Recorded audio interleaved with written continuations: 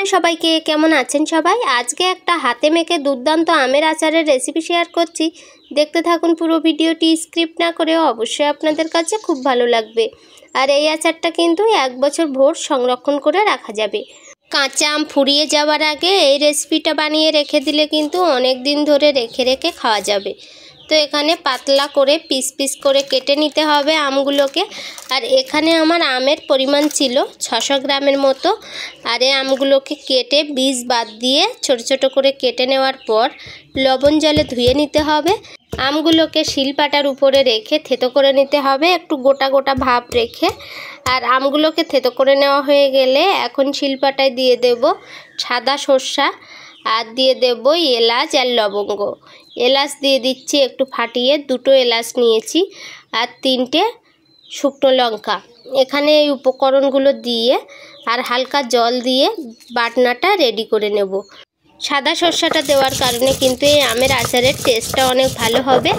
আর এই আচারে কিন্তু কালো সর্ষেটা ব্যবহার করা যাবে, কিন্তু কালো সর্ষে অনেক সময় তেতো হয়ে থাকে, তো কালো সর্ষাটা ওই জন্য ব্যবহার করলাম না। সেই থেতো করে রাখা আমের উপরে সব মশলা দিয়ে দিলাম, আর কিছুটা থেতো করে নেওয়া আম একটু শিলপাটার উপরে রেখে ভালো করে হাত দিয়ে মেখে নিচ্ছি। আর এখন কিন্তু এইভাবে মেখে নেওয়ার পরেও কিন্তু খেতে দারুণ হয়। আর এগুলো এই কাঁচা অবস্থায় এইভাবে মেখেও খাওয়া যায়। তো এখন 2 চামচ দিয়ে দিলাম চিনি, স্বাদ মতো লবণ দিয়ে দিলাম পরিমাণ মতো, আর হলুদ গুঁড়ো আর সরিষার তেল। এই উপকরণগুলো দিয়ে খুব সুন্দর করে হাত দিয়ে মেখে নিচ্ছি। আর মাখা দেখলেই কিন্তু জিভে জল চলে আসবে। আর এখন তো আম মাখা খেতে কিন্তু দারুণ লাগে। আর এই গরমে যে কোনো টক টক জিনিসই খেতে ভালো লাগে।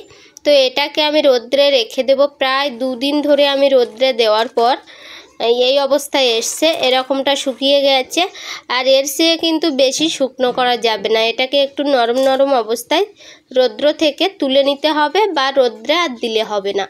এখানে শুকনো খোলায় 4টে শুকনো লঙ্কা দিয়ে একটু ভেজে নেওয়ার পর একটু তেল দিয়ে দিলাম, সরিষার তেল পরিমাণ মতো, আর 2টো তেজপাতাও দিয়ে দিলাম।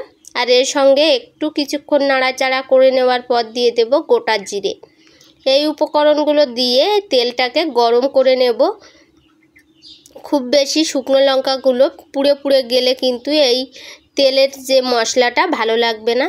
তো এগুলোকে হালকা আঁচে রেখে আর একটু কিছু সময় ধরে নাড়াচাড়া করে নিতে হবে। আর এখন কিন্তু নামিয়ে নেব গ্যাসের ফ্লেমের থেকে, নিয়ে একটু ঠান্ডা করে নেব। হালকা ঠান্ডা হবে তেল। তারপরে এই বয়াম নিয়েছি, কাঁচের বয়াম, এই বয়ামের মধ্যে শুকানো আম দিয়ে দেব।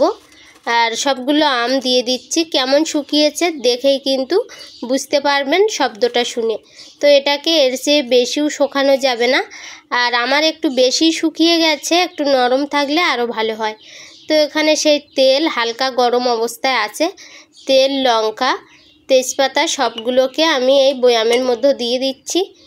আর এখানে লাস্ট টাইম দিয়ে দেব হালকা ভেজে নেওয়া জিরের গুঁড়ো। তো ভালো করে দিয়ে আর ঢাকনাটা বন্ধ করে দিয়ে এইভাবে ঝাঁকিয়ে নিতে হবে। ঝাঁকিয়ে নিলে কিন্তু রেডি হয়ে যাবে আজকের এই দুর্দান্ত স্বাদের আমের আচার। তো এই আচারটা কিন্তু বছর জুড়ে সংরক্ষণ করে রাখা যায়, আর অনেক দিন ধরে খাওয়া যায়। এই আচারটা কিন্তু ভাত দিয়েও খাওয়া যায়, আর শুধু শুধু খাওয়া যায়। আর গরম ভাতে খেতে তো বেশ লাগে। তো এটা এখনও কিন্তু সেট হয়নি, আরও নরম হয়ে যাবে তেলের মধ্যে থাকতে থাকতে। 2-4 দিন যাওয়ার পর খুব সুন্দর নরম হয়ে যাবে। আর আমটা কিন্তু একটু নরম নরম রেখে নামাতে হবে রৌদ্র থেকে। তো আজকের রেসিপির ভিডিওটি কেমন লাগলো কমেন্ট করে জানাতে ভুলবেন না। আবার পরবর্তী একটা ভিডিওতে দেখা হবে। আজকের মতো সবাইকে টাটা।